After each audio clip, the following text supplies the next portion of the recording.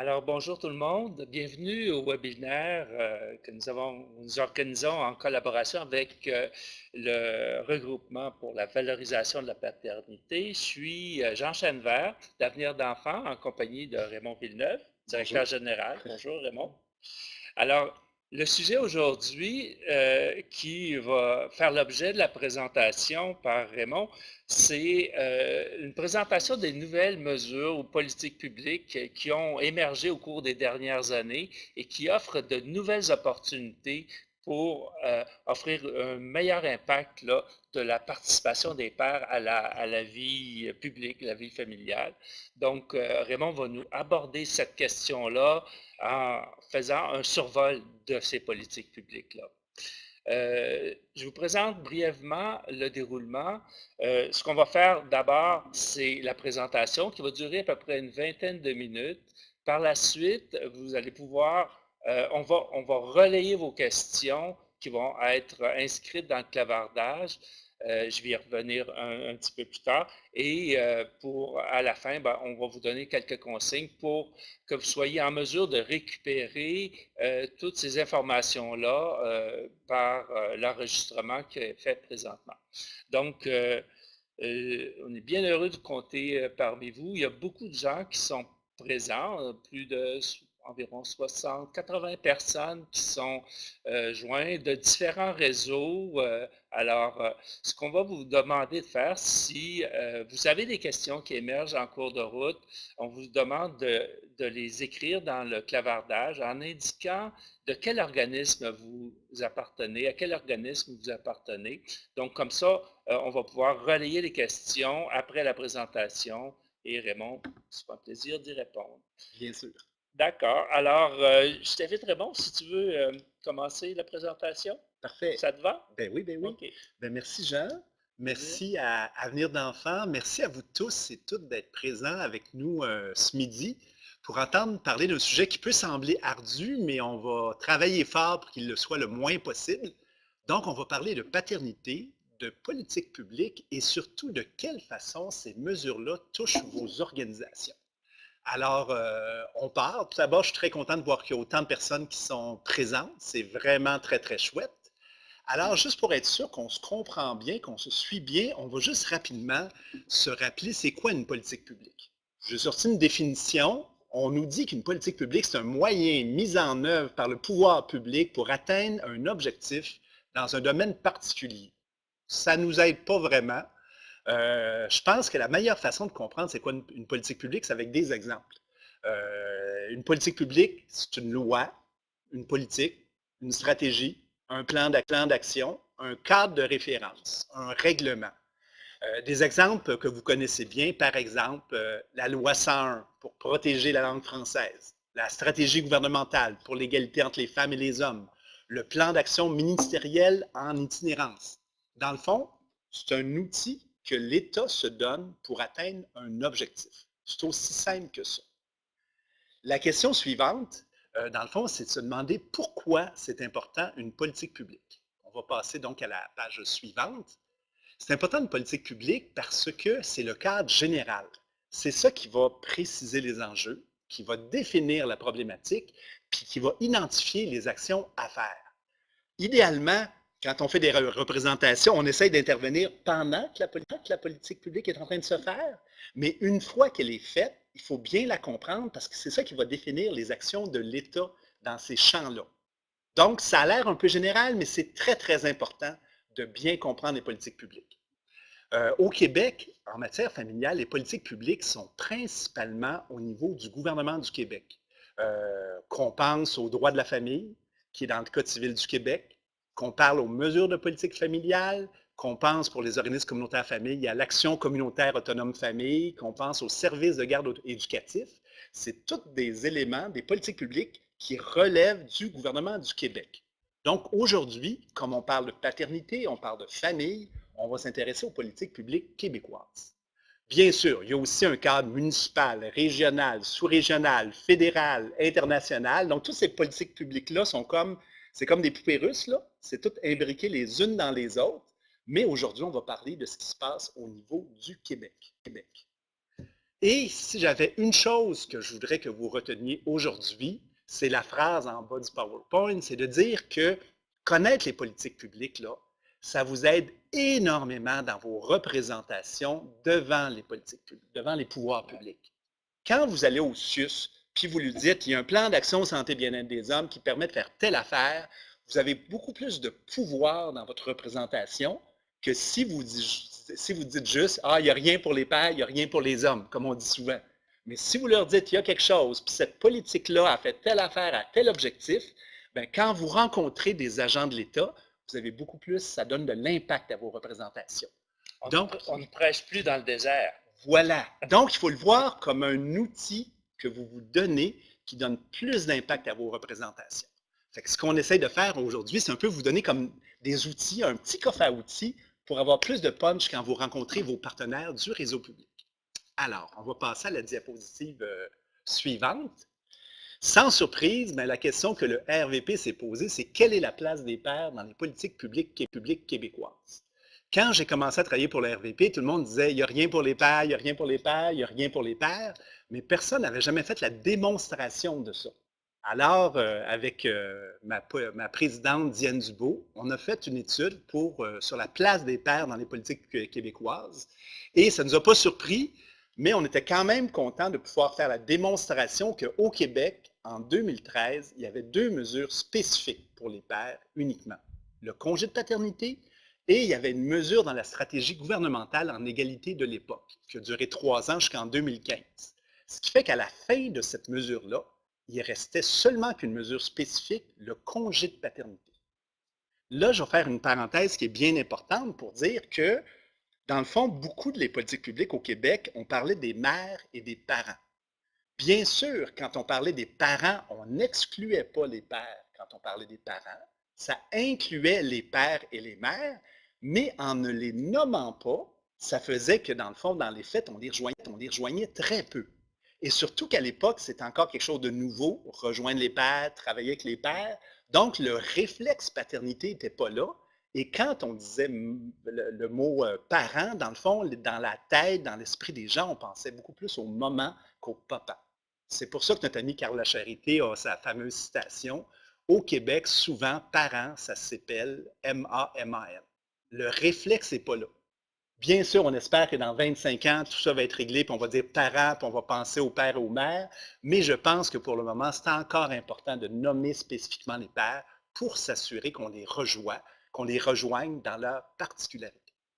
Alors, c'est un peu ça finalement notre toile de fond, ce qui va nous amener donc à la diapositive suivante. La bonne nouvelle. Moi, je suis un gars optimiste, je suis un gars positif et je crois qu'on avance vraiment.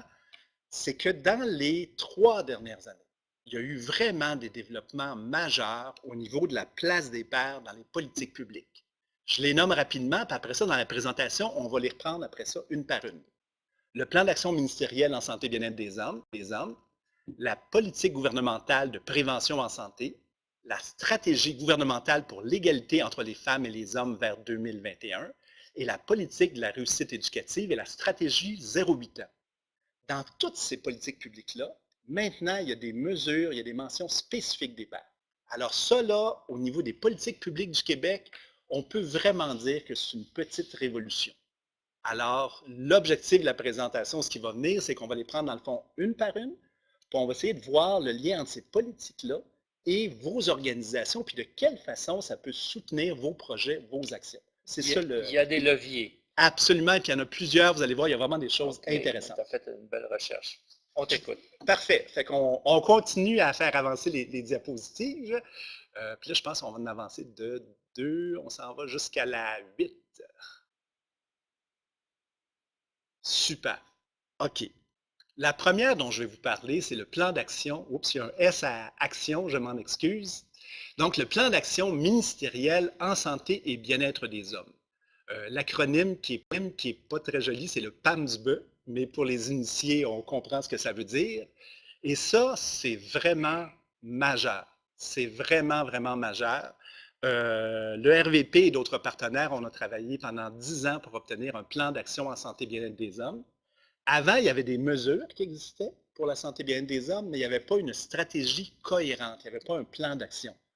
Et ça a été dévoilé le 22 août 2017. On s'en souvient parce que pour nous, comme je dis, c'est 10 ans de travail. Et là, pour la première fois, il y avait une stratégie intégrée pour soutenir la santé et le bien-être des hommes au Québec. Et pour le RVP, c'était vraiment important aussi parce que dans ce plan-là, les hommes étant vraiment visés spécifiquement, ça faisait aussi que les pères, il y a des mesures spécifiques qui arrivaient. Et ce n'est pas rien parce que encore là, jusqu'au 22 août 2017, en santé et services sociaux au Québec, il y avait des mères et des parents. Il n'y avait aucune mesure spécifique qui visait les pères. Et ça, j'ai même écrit au directeur national de public là-dessus et personne n'a jamais réussi à nous dire qu'on n'avait pas raison. Donc, ce qui fait que dans les mesures qui visaient les parents, les pères n'étaient pas exclus, mais ils n'étaient pas visés spécifiquement. On n'avait pas d'indicateur de résultats pour les rejoindre. Donc, dans les faits, souvent, on les rejoignait très, très, très, très peu. Le plan d'action en santé et bien-être des hommes, c'est majeur. C'est 31 millions sur 5 ans. C'est quand même des sommes consistantes qui sont importantes.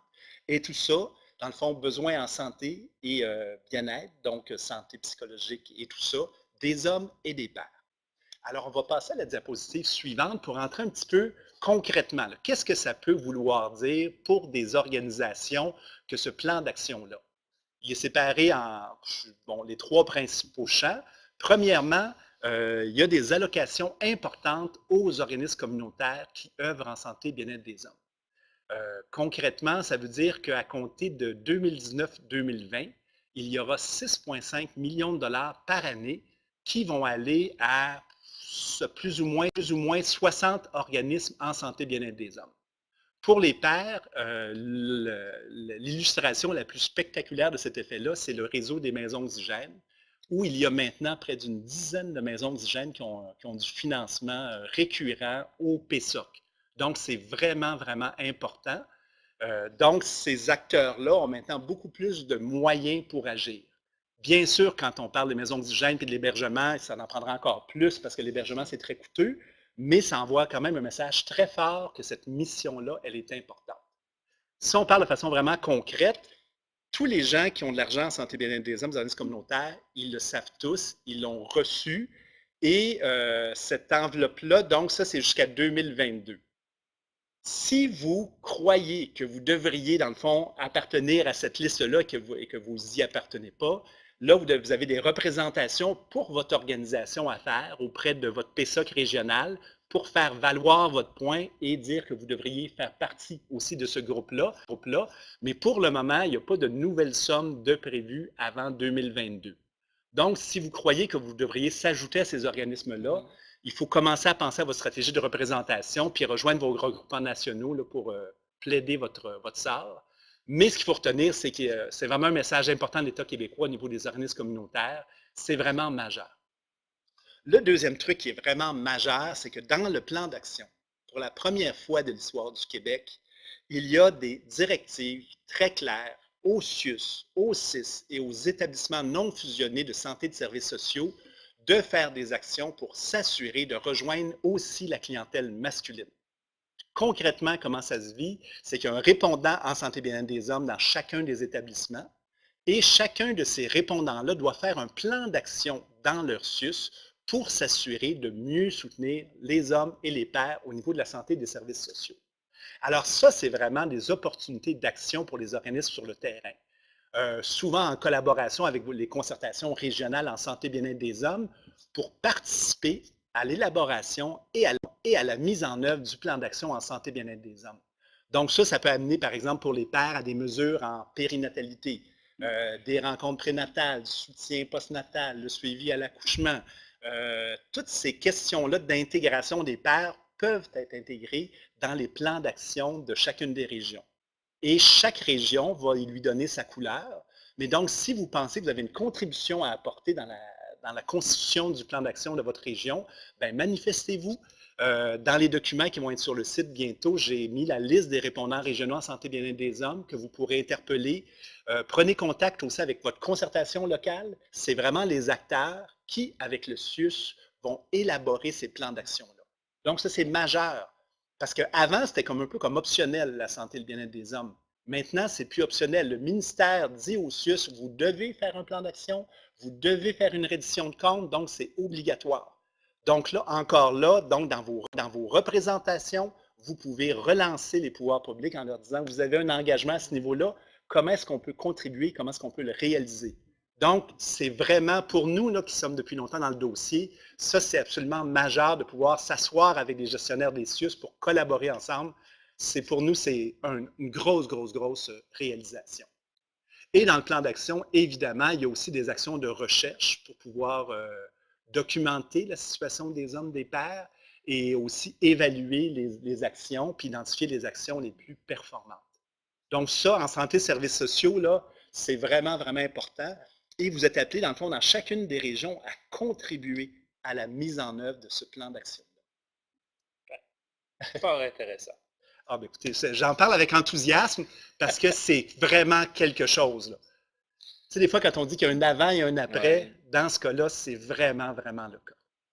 Alors, on va poursuivre. Programme de prévention en santé. Il y a une petite ligne en quelque part.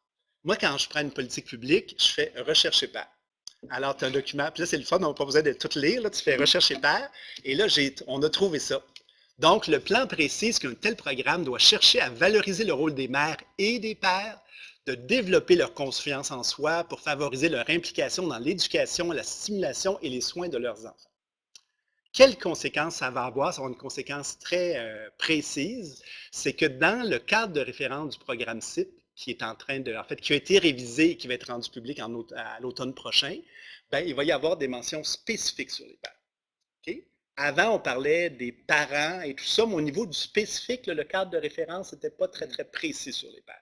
Maintenant, ils sont engagés à le réviser, ce qui fait que concrètement, pour vous, dans vos demandes de subvention au programme CIP, l'idée, ça va être d'aller chercher la ligne puis de dire, bien là, dans le programme CIP, c'est écrit qu'il faut rejoindre les pairs et faire ci et faire ça. Donc, mon projet de subvention, dans le fond, vise cet objectif-là que vous avez. Donc, ça, c'est vraiment des connaissances que vous pouvez utiliser dans vos demandes de subvention. Puis le programme CIP, pour ceux qui ne le sauraient pas, c'est le programme de services intégrés en périnatalité et petite enfance, dans le fond, qui vise à soutenir les pères, les mères, les familles qui sont en situation de vulnérabilité. Plusieurs d'entre vous, j'ai vu les noms, là, il y en a plusieurs qui ont déjà du financement du programme CIP. Donc, que vous soyez une maison de la famille, un organisme au PESOC, il y a beaucoup de gens qui l'utilisent, ce programme-là. Donc, la cible père va être encore mieux identifiée. Là, je vais me permettre juste une petite parenthèse sur le formulaire d'inscription au programme CIP. Jusqu'à maintenant, on ne pouvait y mettre que le nom des mères, ce qu'on trouvait quand même extrêmement malheureux en 2019. Là, maintenant, ils ont fait un bout de chemin. On espère qu'ils vont faire le chemin au complet. Mais maintenant, ça va être la mère ou, mettons, si c'est un père monoparental, on va pouvoir mettre le nom dans le formulaire. Mais on ne pourra pas mettre encore, d'après les informations qu'on a, les deux parents. Alors, on avance, mais il y a encore du chemin à faire. Et bon, c'est sûr, c'est compliqué, c'est des programmes, c'est des systèmes informatiques, c'est des conceptions, c'est plein d'affaires. Mais il y a un intérêt, il y a un désir, mais il y a encore du chemin à faire. Tout n'est pas réglé aujourd'hui par ces mesures-là, mais il y a vraiment un désir d'aller dans le bon sens. Alors, on poursuit avec quelque chose qui est vraiment intéressant, la stratégie gouvernementale pour l'égalité entre les femmes et les hommes. Et là, on commence à être habitué, mais les premières fois que je disais que le RVP était soutenu par le secrétariat à la condition féminine dans le cadre des actions en égalité, souvent, il y avait comme un petit rire nerveux qui sortait, puis tu dis, comment ça, c'est quoi cette affaire-là, c'est quoi le rapport? Puis là, après ça, on leur expliquait que, bien, écoutez, si l'égalité se vit au sein des familles, c'est un levier de transformation sociale extraordinaire.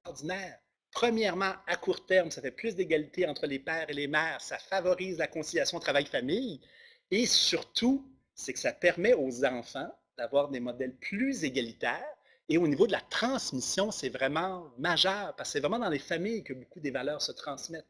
Donc, ce levier-là est extrêmement puissant et le secrétariat à condition féminine a vraiment compris l'importance de l'engagement paternel dans une perspective d'égalité. Et dans tous les plans d'action, il y a toujours eu des mesures là, qui visaient l'engagement paternel. Et ça, il faut vraiment reconnaître leur contribution et la logique qu'ils apportent à avoir un soutien qui s'adapte aux particularités des genres, des hommes, des femmes, des pères et des mères, se transporte aussi dans l'ensemble de la stratégie gouvernementale. Donc, c'est vraiment des alliés de premier niveau, le secrétariat à la condition féminine, et ils nous manifestent toujours de façon très claire. Et la résultante de tout cela, c'est que dans la stratégie en égalité, puis là, vous les voyez à l'écran, il y a plusieurs mesures qui vont vraiment pouvoir faire des petites différences.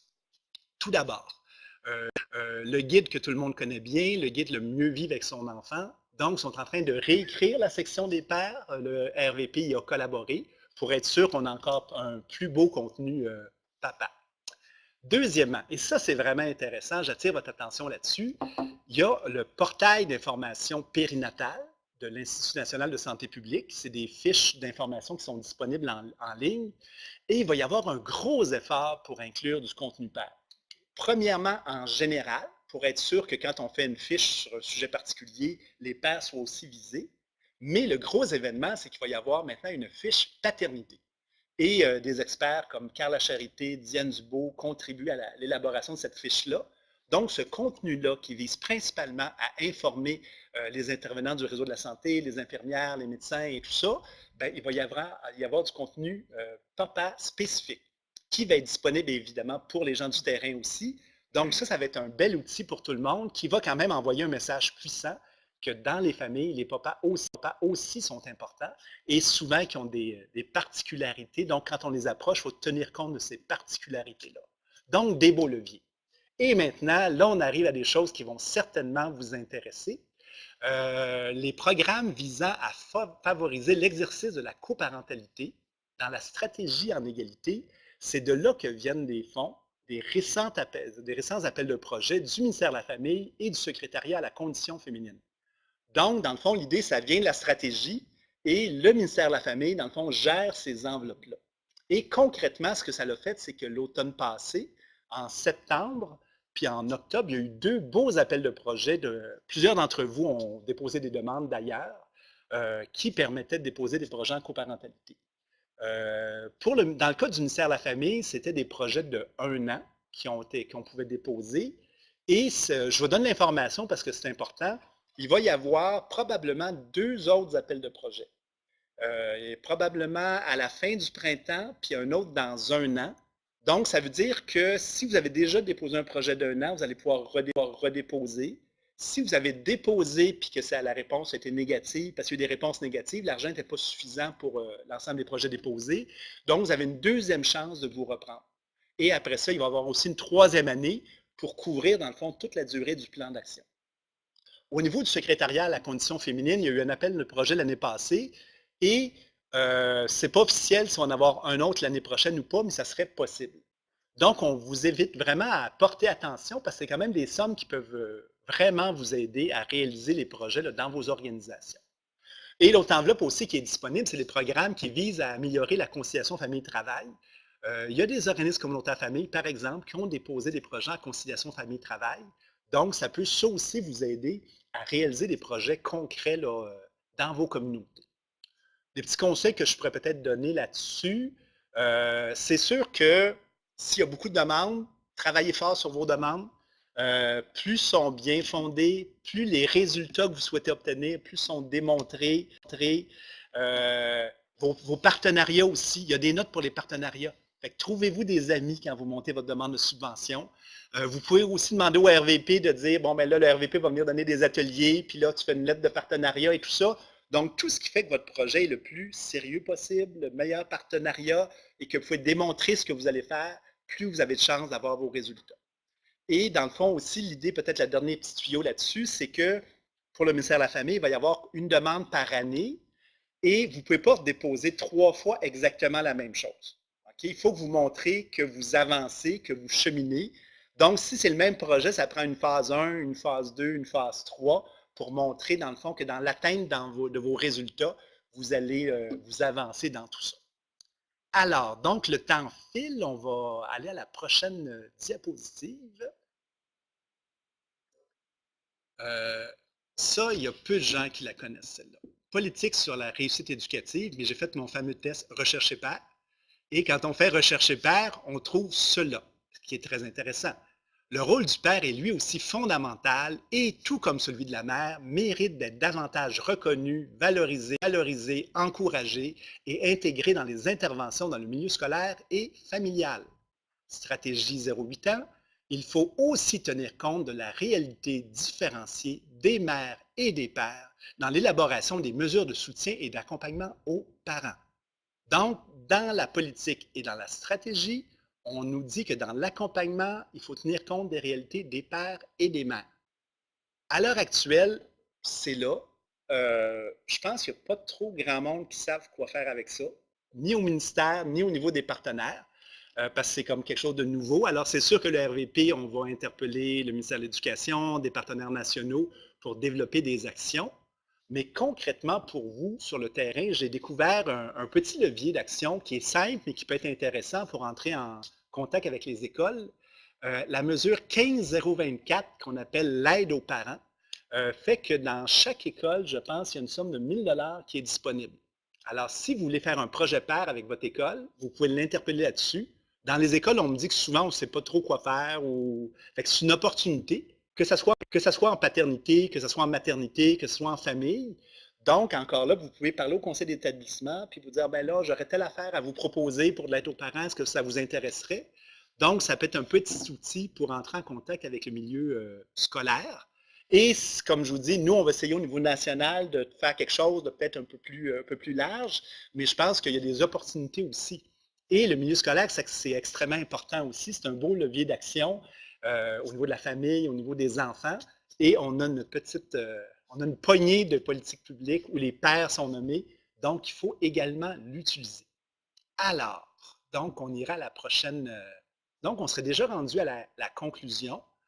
Je suis dans mon temps, fait que je suis content. Dans le fond, ce que j'ai le goût de vous dire, c'est que, puis après ça, on pourra revenir dans les questions détaillées de façon technique un petit peu plus comment tout ça peut s'articuler.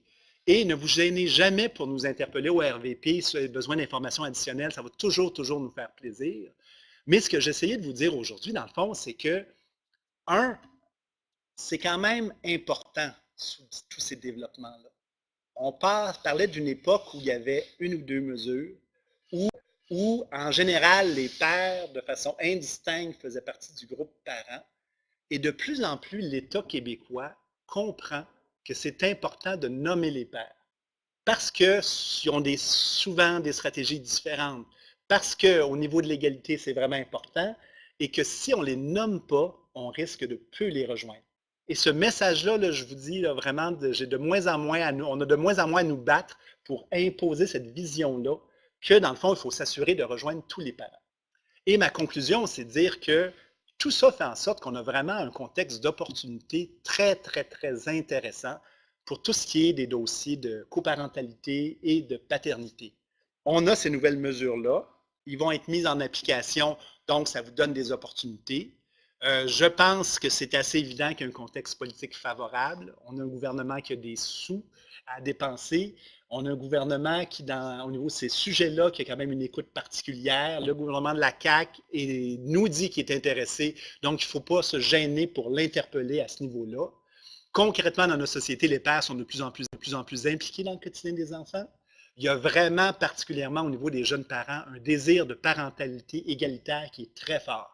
Et ça, on le voit dans toutes les études, là, les jeunes parents, ils veulent vivre l'expérience ensemble. Et on a des mesures concrètes sur le terrain. Alors, excusez-moi, petite gorgée d'eau.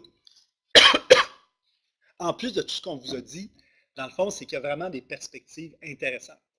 On parle de la réforme du droit de la famille maintenant. Il y a des consultations au printemps. Donc, c'est sûr que le RVP il va y aller, mais vous aussi, vous pouvez vous faire entendre, de dire que c'est important aussi qu'on tienne compte des réalités des pères dans la réforme du droit de la famille.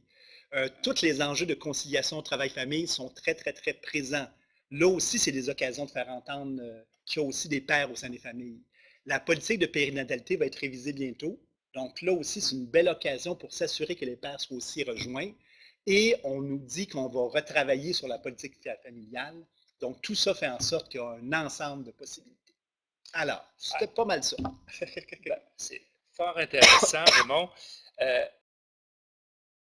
pense que le gouvernement a établi, a élaboré des politiques publiques qui témoignent d'une transformation de la société, hein, et qui ouvre la porte à des possibilités pour les organisations de mettre l'épaule à la roue pour continuer à faire évoluer. Le milieu communautaire a toujours joué un grand rôle, Absolument. moteur dans les changements sociaux. Alors, je pense que c'était fort intéressant de Merci. t'entendre nous Merci. parler de ces leviers-là.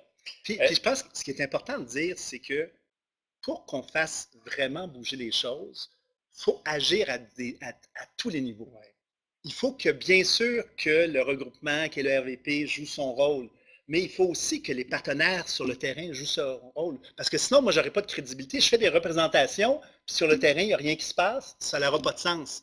Mais si on voit que les organisations locales, régionales, nationales poussent dans ce sens-là, si on voit que des acteurs importants, comme par exemple Avenir d'enfants, ont aussi cette préoccupation-là, la Fondation Chagnon, que les acteurs sociaux portent cette préoccupation-là, ben, tout à coup, ça fait du sens. ouais. Et que c'est en lien avec les transformations qu'on voit quand on sort dans la rue, des papas plus impliqués, des familles, un meilleur partage. C'est tout ça ensemble qui fait à un moment donné qu'on atteint le point de bascule et que le changement s'opère.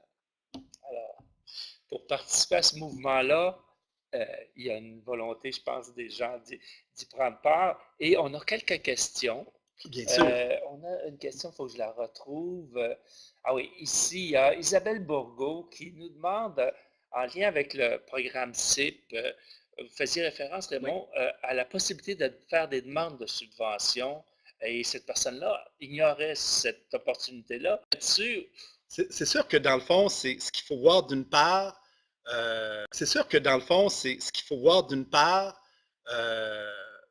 au niveau de l'intégration des pairs dans le cadre de référence, c'est à l'automne que ça va être rendu public. OK. Puis d'autre part, il y a des variantes selon les régions, alors c'est un peu difficile de donner une réponse générale. Donc, il faut vraiment prendre l'information dans sa région auprès de son CIUS pour savoir comment ça fonctionne. OK. Les programmes sont de plus en plus régionalisés maintenant, mais c'est difficile de donner une réponse générale. OK. Mais je vous dirais vraiment, prenez contact avec vos partenaires, avec le CIUS, et vous en expliquer comment ça fonctionne. Je ne suis pas un expert là, D'accord. de tout ça. OK. Merci beaucoup. Je vous invite, encore une fois, si vous avez des questions, vous pouvez nous les transmettre par le clavardage. Il y a quelques questions qui concernaient la possibilité d'avoir l'enregistrement. Oui, je vous donnerai les indications à la fin pour savoir comment procéder pour avoir accès à l'information. Ah, tiens, il y a quelques questions ici qui viennent de rentrer. Bon, quels sont les enjeux précis derrière ces politiques? Louise Garceau qui nous demande ça, les enjeux précis derrière ces politiques. Qu'est-ce qui a amené ces politiques-là, qui a amené le gouvernement à poser ces gestes-là? C'est quoi les enjeux vraiment? C'est sûr que là, à ce moment-là, il faut y aller peut-être par grands champs, santé, services sociaux, famille, égalité, puis peut-être après ça, éducation. Si on prend, disons, santé, services sociaux, en santé, services sociaux, la logique qu'il faut toujours comprendre, on est dans une logique de besoin-service. OK. Alors, il faut démontrer qu'il y a un besoin et qu'il n'y a pas de réponse adéquate aux besoins. Alors là, ce qu'on a fait pendant 10 ans avec les partenaires, c'est de faire beaucoup, beaucoup d'études, beaucoup de recherches pour démontrer que, dans le fond, qu'il y avait un besoin de services adaptés aux réalités des hommes, des pères, et qu'il y avait comme un manque à ce niveau-là. Donc, il y avait des hommes qui n'avaient pas l'aide dont il y avait besoin. OK. Et en faisant cette démonstration-là, on a pu sensibiliser le ministère de la Santé et des Services sociaux. OK. Ça a vraiment été, dans le fond, de démontrer l'inadéquation des services et les trous de services. C'est comme ça que le ministère s'est dit, il faut faire quelque OK. chose. C'est senti interpellé par C'est ça. ça. Donc, puis de parler de façon concrète quels étaient les enjeux spécifiques. Oups, là, je suis dans le soleil. Donc, à ce niveau-là. C'est clair qu'au niveau famille, au niveau égalité, le levier majeur, c'est vraiment la question de l'égalité entre les hommes et les femmes. Ouais. C'est sûr que c'est vraiment, vraiment ça qui est l'égalité. Et ça vient vraiment beaucoup de la logique d'égalité, de la politique d'égalité d'il y a 10 ans, où on se dit, dans le fond, quand il y a beaucoup d'égalité au sein des familles, ben, ça limite les possibilités pour les femmes Ouais. d'aller travailler et tout ça. Et c'est vraiment cet axe-là, Des vases communicants, là. absolument. Ouais. C'est que c'est évident que c'est un déterminant majeur de la conciliation travail-famille, le partage des tâches entre les conjoints. Et ça, c'est sûr que ça a été un levier très, très, très important dans ces politiques-là. Et c'est ça qui a fait après ça qu'il y a des actions qui ont été posées. Au niveau de l'éducation, ben écoutez, c'est que si on y va de la façon la plus simple possible, c'est que quand on regarde les comportements des pères et des mères, les trajectoires des petits garçons et des petites filles, on constate avec les données objectives qu'il y a des écarts entre les genres. Et c'est qu'on s'adresse dans le fond à ces écarts-là et on se dit que si on veut mobiliser et les pères et les mères, rejoindre les petits garçons et les petites filles, il faut tenir compte des genres. C'est vraiment une logique de genre qui a amené ça, un petit peu comme dans la logique d'égalité, et de dire que si on veut travailler dans le fond sur les inégalités entre les genres, il faut nommer les genres et il faut travailler avec tous les genres. Ouais. Puis, les résultats de l'ECDEM démontrent aussi la différence qu'il y a entre en tout cas, la vulnérabilité plus grande des garçons par rapport aux filles. Donc, La maturité scolaire, le exact. décrochage, Donc, les études de c'est supérieur. donc vrai dans l'agirto aussi. C'est ça. Oui, ça. oui. Ouais. OK. Il y a une autre question, j'y vais là, à chaud comme ça. Marie-Noël Fizet qui demande nous rédigeons actuellement une politique en allaitement maternel et on se pose la question comment nommer dans le contexte actuel, les mères, les pères, l'autre parent ou la conjointe? J'aimerais vous entendre. Il y a un débat Ben oui. sur C'est- comment on nomme les personnes. Tout à fait. C'est sûr que là, l'enjeu de l'inclusion c'est des grands enjeux, c'est complexe, on n'a pas tout réalisé, on n'a pas trouvé toutes les solutions à tout. Mais moi, ce que je dis toujours, c'est qu'il ne faut pas choisir, genre, ou les pères ou les conjoints de même sexe. Il faut choisir les deux. Il faut choisir tout le monde et trouver la façon dans laquelle on inclut tout le monde. Fait que là, on dit, OK, parfois, on écrit parents. Mais vous vous souvenez qu'en début de présentation, je vous ai dit que le réflexe, quand on dit parent, c'est souvent de penser mère. Donc, il faut trouver une façon, dans le fond, de nommer tout le monde, d'inclure tout le monde, de rejoindre tout le monde. Et les pères sont quand même un groupe de parents important, qui a des particularités. Et c'est tellement démontré que si on ne les nomme pas, on risque fortement de ne pas les rejoindre.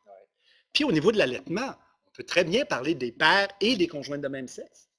On peut nommer les deux. Si on sent vraiment que c'est important pour soutenir notre action, qu'on nomme les deux. Mais si on ne nomme pas les pères au niveau de l'allaitement, on risque vraiment des oubliés.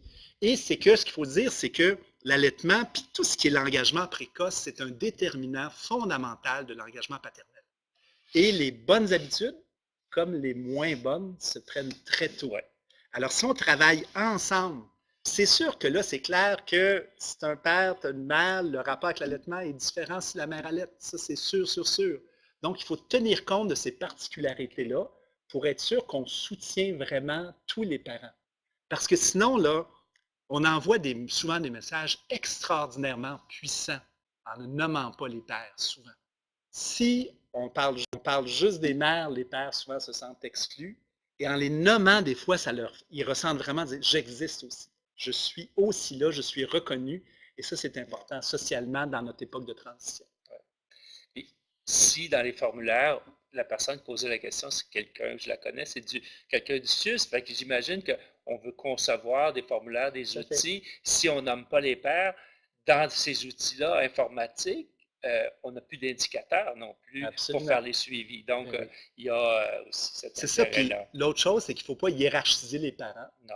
Puis avoir comme la mère biologique et l'autre parent, je trouve que c'est extrêmement malheureux. Demandez au père, je pense qu'il n'y a pas un père au Québec qui va dire « moi, je suis l'autre parent de mon enfant », c'est que ce mot « autre parent » fait une hiérarchie. Et ça a l'air de rien, c'est juste imprimé dans un formulaire, mais ça envoie un message extraordinairement puissant. Il y a 90 000 pères qui ont des enfants à chaque année au Québec, et quand ils signent quand ils ont la déclaration de naissance, on leur dit, comme le message de l'État, vous êtes l'autre parent. Ouais. Au niveau marketing, c'est pas très bon. Je le disais à tous les ministres de la famille. Mais là, ils disaient, oui, il y a ci, il y a ça, je comprends. Mais autre parent, ni pour les pères, ni pour les conjoints de même sexe, c'est pas une bonne appellation. Tu es parent de ton enfant ou tu ne l'es pas. Tu n'es pas l'autre parent. On va aller vers Éditorial. quelque chose d'un petit peu plus Oui, pointu. Il y a une personne qui est à l'écoute, qui s'appelle, son prénom c'est Ève. Elle se pose la question si dans les politiques publiques, il y a quelque chose de particulier pour les pères qui sont en situation de handicap. Est-ce qu'à ta connaissance, il y a quelque chose qui touche cette situation-là particulière? À ma connaissance, non, mais c'est un enjeu vraiment qu'il faudrait pousser, qu'il faudrait soutenir, parce que c'est sûr, ça ajoute à la vulnérabilité des personnes, là, mais à ma connaissance, non. Mais particulièrement au niveau de la santé des services sociaux, c'est certainement un enjeu qu'il faudrait Oui, nommer, documenter, puis essayer de voir quelles actions d'adaptation des services que ça pose. Donc, s'il y aurait du travail à faire là-dessus, mais vous faites très bien de le oui. pointer, là, il n'y a rien de spécifique à ce niveau-là. Il faut dire aussi qu'on est encore en début de parcours. On commence, fait que c'est sûr que les mesures sont assez générales pour le moment, mais ça ne veut pas dire qu'il ne faut pas tenir compte des réalités particulières. Un autre cas particulier. C'est bon. Il y a Afaf Shaoun, j'espère que je prononce bien ton nom, qui pose la question comment sensibiliser les pères sur les politiques d'égalité père-mère dans un contexte d'immigration. Ça, C'est quelque chose à c'est un, débat aussi. c'est un grand dossier important, fondamental, auquel on s'intéresse très peu et souvent mal. Hein, je ne vais pas surprendre personne en disant qu'on a un rapport un peu complexe avec l'immigration au Québec, là. Et c'est que, et la question des hommes et des pères dans ce dossier-là, c'est à peu près pas sur le radar maintenant.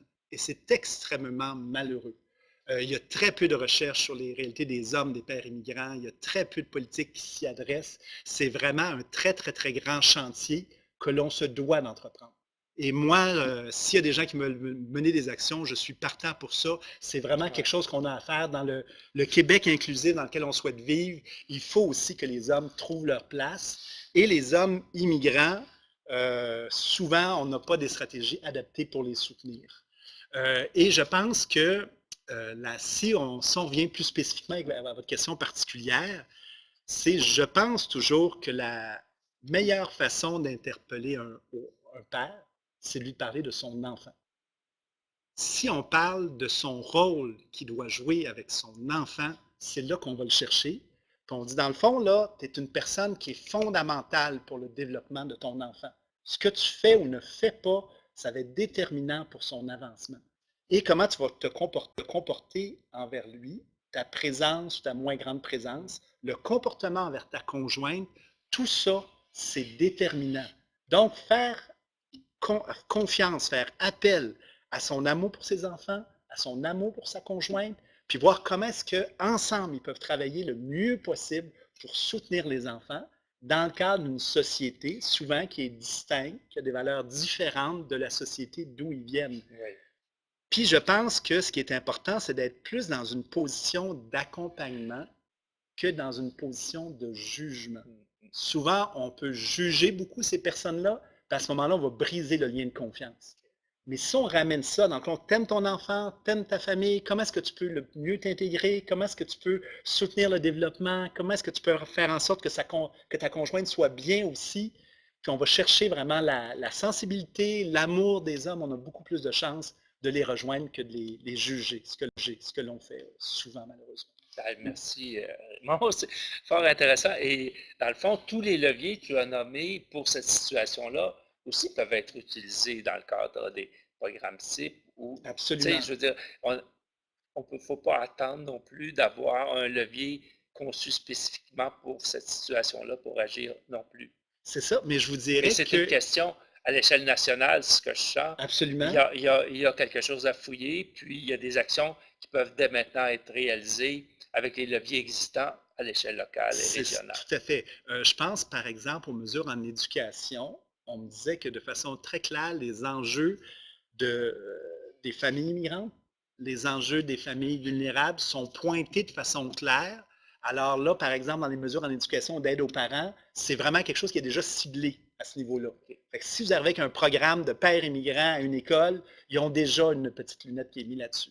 Mais il y a du dossier à faire, mais effectivement, puis les programmes généraux pour les pairs peuvent être aussi utilisés pour les pairs immigrants.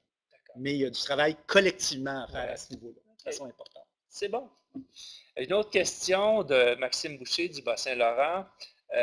Il se demande si c'est possible pour toi de te déplacer sur le territoire, d'aller à la rencontre des gens dans les régions. Et sinon, est-ce possible d'utiliser votre document,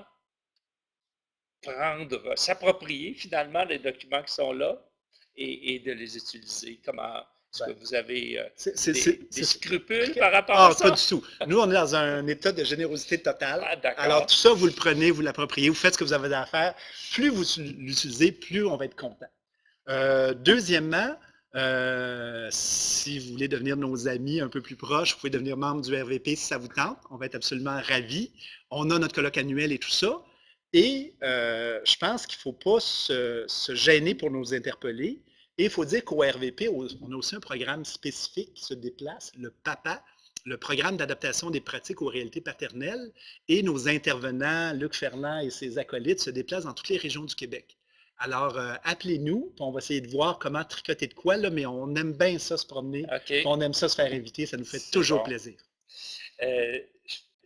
Vraiment, c'est inspirant. Et d'autres personnes demandent, est-ce que, entre autres, Anne-Julie Gagnon, euh, non, c'est pas la question que je voulais poser, mais je vais la poser quand même.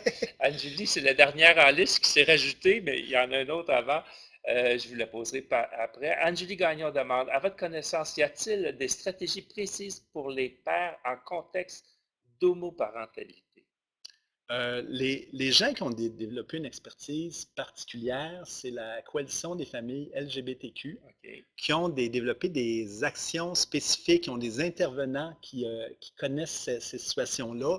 Il y a aussi des ateliers de sensibilisation, puis sont très chouettes à Super Conférence. Notre colloque, on les a invités plusieurs fois, c'est des bons partenaires, ils OK. veulent s'impliquer. Alors, pour cette expertise-là, là, je pense que ce serait le premier OK. groupe à contacter. Puis ils ont une expertise, ils ont une trousse, ils ont des outils, et c'est des gens très, très bien. Alors, je vous les recommande. Collectif, C'est la coalition coalition, oui. des familles LGBTQ. D'accord. Merci. Euh, ah oui, l'autre question que j'avais, c'est est-ce que les projets acceptés, bon, dans différents programmes, est-ce qu'ils sont publicisés de telle sorte que les gens, des fois, ont besoin de s'inspirer des expériences qui sont faites ailleurs? Est-ce qu'il y a une banque d'informations accessible pour permettre aux gens là, vraiment d'aller puiser dans ces belles réalisations-là? Deux choses. Un, sur le dernier appel du projet du ministère de la Famille, j'ai écrit un courriel pour demander pour avoir la liste. OK. Je ne l'ai pas encore, mais je voudrais avoir la liste pour pouvoir les accompagner. D'autre part, après ça, c'est sûr que sur le projet spécifique, mais là, c'est vraiment le porteur du projet qui peut décider de le rendre public ou pas. Cependant, moi, je vous dirais, ça, c'est un créneau avec, encore une fois, notre PAPA, notre programme d'adaptation des pratiques aux réalités paternelles, qu'on a vraiment développé. Fait que appelez-nous, puis comme on est en contact avec à peu près, au moins les 2 tiers sont les 3 quarts de ces gens-là, on connaît pas mal le truc, puis on peut avoir une bonne jase avec nous, ça va vraiment nous faire plaisir. D'accord. Je vais regarder à nouveau s'il y a d'autres questions. Je crois que oui. Olivier Rousseau demande, avez-vous des exemples concrets de ce qui a été fait sur le terrain par rapport à la politique? Je ne sais pas quelle politique fait référence. Mais en tout cas, c'est un peu dans le même esprit. Les gens veulent s'inspirer. Donc, est-ce que pour toi, si je te posais la question, il y a un projet exemplaire que tu as vu passer Là, à brûle je pour peux pas discriminer pour dire un est meilleur que les autres, là. Mais ce que je vous dirais, ce qui est vraiment, si on prend pour le secteur famille, l'adaptation des pratiques, il y a une créativité absolument extraordinaire. Au Québec, le milieu communautaire est très créatif, très inventif. Donc, les gens ont mis sur pied un paquet de programmes. Si vous voulez vous inspirer, vous pouvez aller sur le site du RVP. On a un service répertorié, on a un onglet avec un paquet de mesures qui sont présentes. On a 150 organismes qui offrent à peu près 340 projets différents. Donc, ça va du pique-nique au barbecue, aux ateliers pour les pères. Il y a vraiment toute une panoplie d'actions.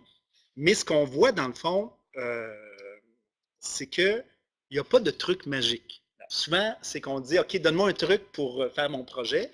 Ce qu'on voit par contre, c'est que ça prend, pour que ça marche, ça prend généralement une démarche dans votre organisation.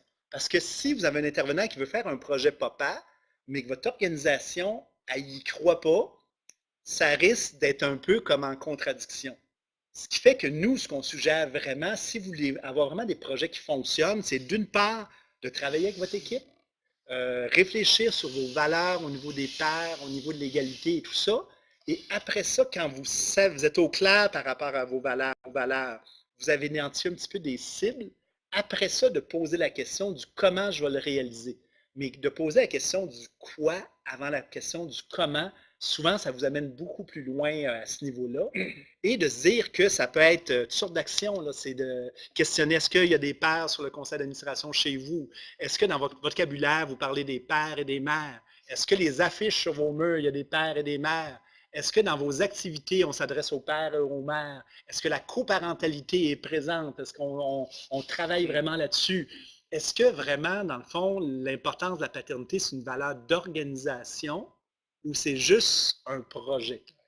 Puis si c'est juste un projet, ça risque probablement de moins fonctionner, mais si ça devient une valeur d'organisation et quelque chose qui est transversal à votre organisation, si on parle d'une maison de la famille, par exemple, bien, la rétention et le succès de la mesure va être beaucoup plus grand. Plus durable. Oui. J'ai eu une précision par rapport à la question qui était posée sur la politique des exemples qui a été générée par une politique, c'est la politique de coparentalité. C'est-à-dire qu'il y a des actions en coparentalité, mais il n'y a pas une politique en coparentalité. Okay. C'est-à-dire que la coparentalité, c'est un objectif important dans la stratégie en égalité. Et il y a des actions pour favoriser la coparentalité, comme celle qu'on a évoquée tantôt là, à ce niveau-là. OK.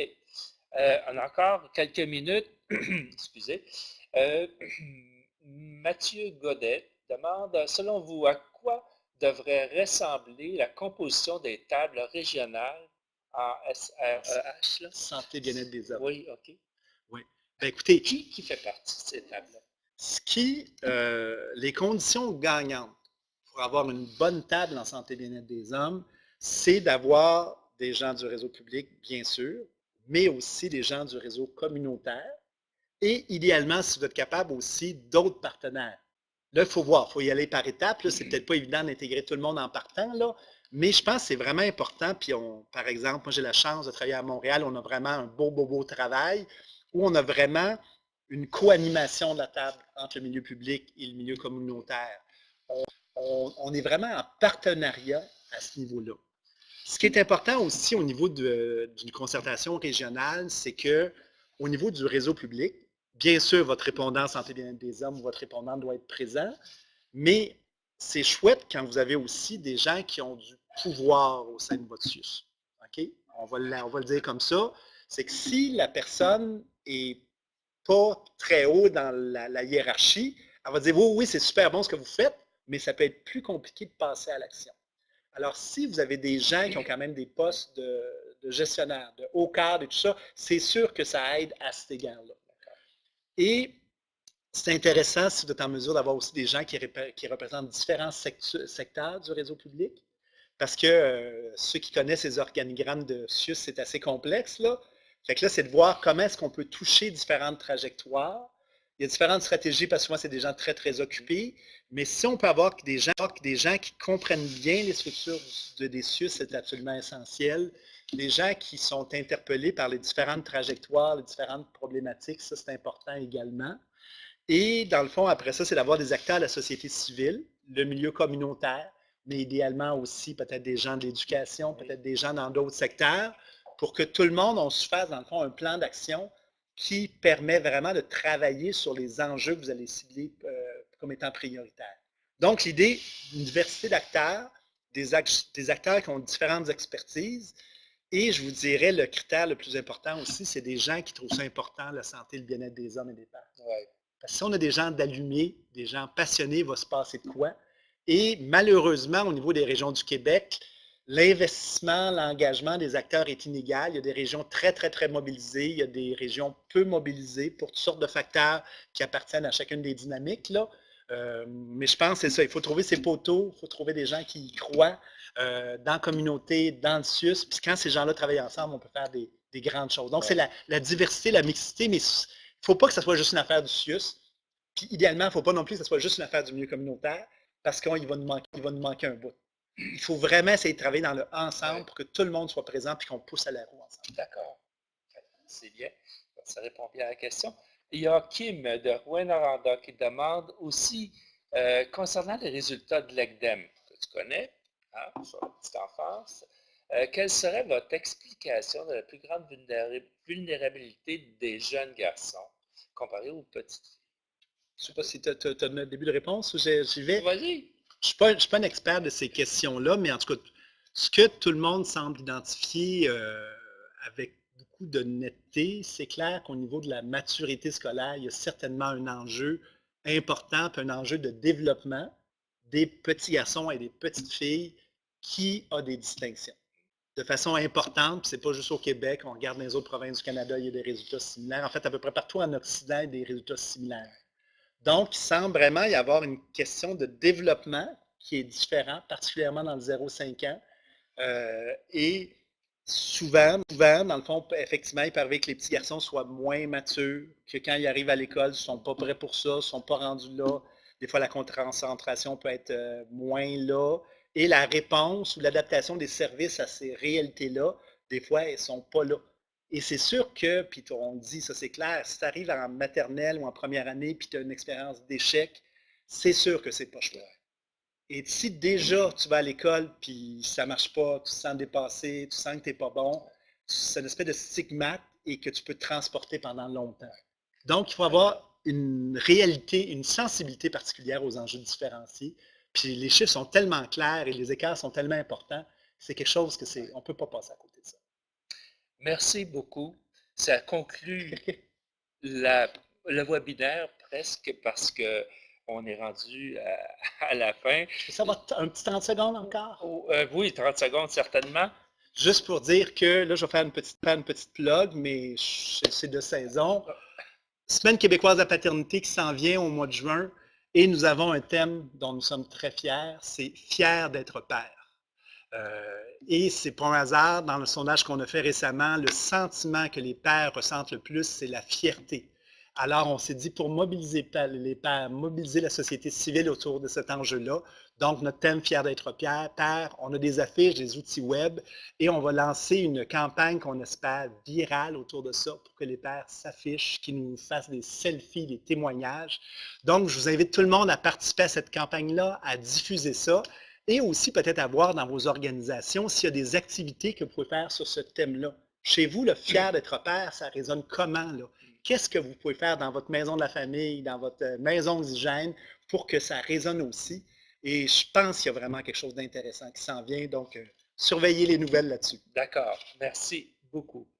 Pour terminer, je veux tout simplement vous indiquer que dans le clavardage, vous pouvez accéder dès maintenant au lien qui vous permettra de participer à l'évaluation du webinaire, si vous désirez le faire maintenant. Sinon, vous allez tous recevoir un courriel dans les prochains jours avec le lien Internet qui vous permettra d'abord d'accéder à l'évaluation et deuxièmement, d'avoir accès aussi à l'enregistrement du webinaire et aussi aux documents complémentaires qui vont être là, qui vont vous aussi vous donner des outils, peut-être des informations beaucoup plus pointues pour vous permettre d'accéder à votre répondant régional notamment.